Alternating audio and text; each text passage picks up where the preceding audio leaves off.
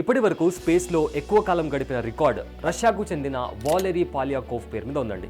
అయితే పాలియాకోవ్ 1990లో మీర్ international space సెంటర్లో 437 రోజులు గడిపారు. స్పేస్లో ఎక్కువ కాలం గడపడం వల్ల వ్యోమగాముల శరీరంలో చాలా మార్పులు జరుగుతాయి. వాళ్ళ కండరాలు, మెదడు, ఆఖరికి పొట్టలో ఉండే బ్యాక్టీరియాలో కూడా మార్పులు జరుగుతాయి. 8 రోజుల మిషన్ కోసం ఇంటర్నేషనల్ స్పేస్ సెంటర్కి వెళ్లిన astronauts Sunita Williams and Butch విల్మోర్లు స్పేస్ క్రాఫ్ట్ లో తలెత్తిన సాంకేతిక లోపం కారణంగా 9 నెలలుగా అక్కడే ఉన్నారు. కాకపోతే అంతరిక్ష ప్రయాణం వీరికి కొత్తేం కాదండి. కానీ వీళ్ళు రావాల్సిన టైం ఎక్స్టెండ్ అవ్వడం వల్ల లో గ్రావిటీ స్పేస్ లో ఎక్కువ రోజులు ఉన్నారు కాబట్టి వారి శరీరం పైన ఖచ్చితంగా ప్రభావం పడుతుంది. ఎక్కువ కాలం స్పేస్ ఫ్లైట్ లో ఉండాల్సి వస్తే ఆ పరిస్థితిని మానవ శరీరాలు ఎలా తట్టుకుంటాయి? వాళ్ళు ఎలాంటి ప్రాబ్లమ్స్ ని ఫేస్ చేయాల్సి ఉంటుంది? అలాంటి టైంలో వాళ్ళు తీసుకునే జాగ్రత్తలు ఏంటి? ఇలాంటి ఎన్నో ఇంట్రెస్టింగ్ విషయాల గురించి ఇవాళ వీడియోలో మాట్లాడుకుందాం. స్పేస్ లో గ్రావిటీ ప్రభావం లేకపోవడంతో మనుషుల కీళ్లు, కండరాలు, ఎముకల సాంద్రత చాలా వేగంగా క్షీణించడం మొదలవుతుంది. మరి ముఖ్యంగా వెన్నెముక, మెడ, పిక్కలు, తొడ కండరాలు ప్రభావితం అవుతాయి. కేవలం 2 వారాలకే బోన్స్ లో మినరల్స్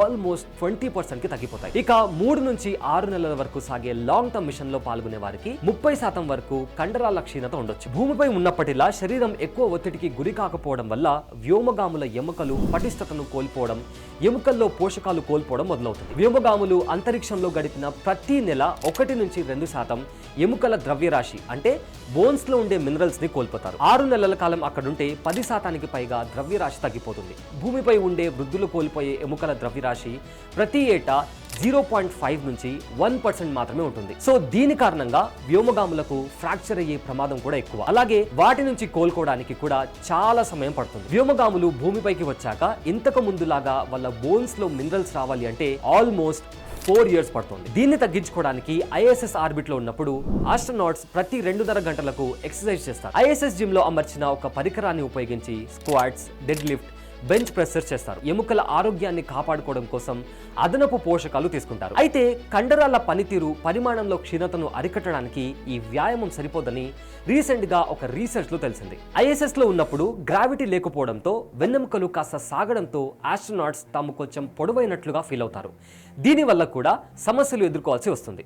అంతరిక్షంలో ఉన్నప్పుడు వెన్నునొప్పి, భూమి మీదకు వచ్చాక డిస్కులు జారిపోవడం వంటి సమస్యలు కూడా తలెత్తుతాయి. గ్రావిటీ లేని అంతరిక్షంలో మనిషి శరీరాలతో సహా ప్రతిదీ తేలుతూ ఉంటుంది. కక్షలో ఉన్నప్పుడు ఆస్ట్రోనాట్స్ కావాల్సినంత బరువు మెయింటైన్ చేయడం చాలా పెద్ద ఛాలెంజ్. ఆస్ట్రోనాట్స్కు ISSలో వివిధ రకాల పోషకాహారాలు అందుబాటులో ఉండేలా నాసా ప్రయత్నిస్తుంది. అయినప్పటికీ వారి శరీరాలపై ప్రభావం పడుతూనే ఉంటుంది. భూమిపై ఉన్నప్పుడు శరీరం అంతటా రక్తం ప్రవహించడానికి గ్రావిటీ సహాయపడుతుంది. అదే సమయంలో రక్తాన్ని పంప్ చేసి పైకి అంటే తల భాగానికి పంపించడానికి గుండె సహాయపడుతుంది. అంతరిక్షంలో ఈ ప్రక్రియ అంతా గందరగోళంగా మారుతుంది. కొంతవరకు ఈ మార్పుకు శరీరం అలవాటవుతుంది. కానీ అంతరిక్షంలో తలలో రక్తం సాధారణం కంటే ఎక్కువగా పేరుకుపోతుంది. కంటి వెనుక భాగంలో ఆప్టిక్ నరం చుట్టూ ఒక కైండ్ ఆఫ్ లిక్విడ్ పేరుకుపోతుంది. దీంతో కంటి భాగంలో వాపు ఏర్పడి చూపుల సమస్యలకు కారణమవుతుంది. చూపు తగ్గడంతో పాటు నిర్మాణంలో మార్పులు వస్తాయి. అంతరిక్షంలో 2 వారాలు ఉన్న తర్వాత నుంచి ఈ మార్పులు మొదలవుతాయండి. సమయం గడుస్తున్న కొద్దీ ప్రమాదం మరింత పెరుగుతుంది. ఆస్ట్రోనాట్స్ భూమి మీదకు తిరిగి వచ్చిన ఏడాదిలోపు కంటికి సంబంధించిన కొన్ని సమస్యలు తగ్గిపోవచ్చు, కానీ కొన్ని శాశ్వతంగా ఉండిపోతాయి. Galactic cosmic rays, powerful solar particles వల్ల కూడా కంటి సమస్యలు తలెత్తుతాయి. ఇలాంటి సమస్యలు రాకుండా భూ వాతావరణం మనల్ని రక్షిస్తుంది. కానీ అంతరిక్ష కేంద్రం కక్షలో ఈ రక్షణ ఉండదు.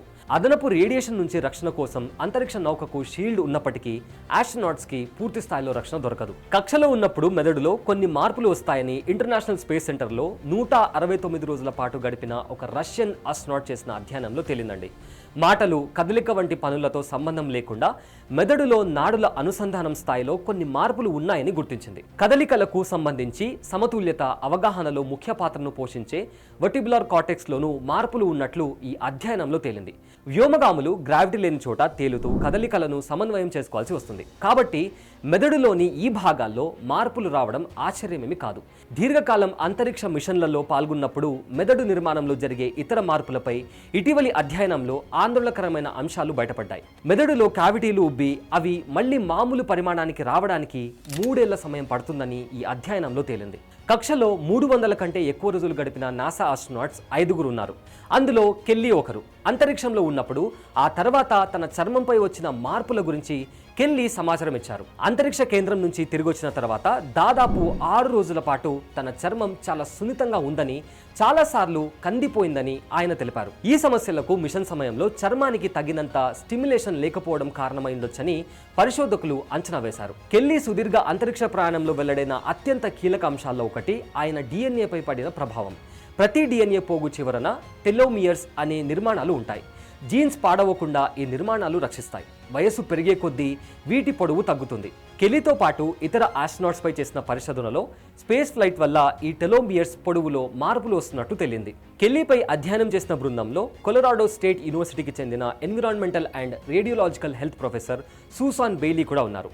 అసలెందుకు ఇలా జరుగుతుందో ఇప్పటికీ ఖచ్చితంగా తెలియదని ఆమె అన్నారు. అంతరిక్షంలో వివిధ రకాల రేడియేషన్ల బారిన పడటం ఒక కారణం కావచ్చని ఆమె అంచనా వేశారు. కక్షలో ఉన్నప్పుడు ఎక్కువ కాలం పాటు రేడియేషన్కు గురైన వ్యోమగాముల్లో డిఎన్ఏ దెబ్బతినే సంకేతాలు కనిపించాయని ఆమె తెలిపారు. కెల్లీ అంతరిక్ష యాత్రకు వెళ్లే ముందు, వెళ్ళొచ్చిన తర్వాత అనేక టీకాలను తీసుకున్నారు. ఆయన రోగనిరోధక వ్యవస్థ మామూలుగా పనిచేస్తున్నట్లు గుర్తించారు. కానీ కక్షలో ఉన్నప్పుడు గురైన రేడియేషన్ స్థాయిలకు అనుగుణంగా ఆస్ట్రోనాట్స్ బాడీలో వైట్ బ్లడ్ సెల్స్ కౌంట్ తగ్గుతుందని బెయిలీ పరిశోధనలో తేలింది. భూమి మీద జీవించడానికి అనువుగా జన్మించిన మానవులపై స్పేస్ షిప్ చూపించే ప్రభావాలకు సంబంధించి సమాధానాలు లేని ప్రశ్నలు ఇంకా చాలానే ఉన్నాయి. దీనిపైన మీ ఒపీనియన్ ఏంటో కామెంట్ చేయండి. అండ్ ఇలాంటి ఇంట్రెస్టింగ్ అప్డేట్స్ కోసం stay tune to big TV.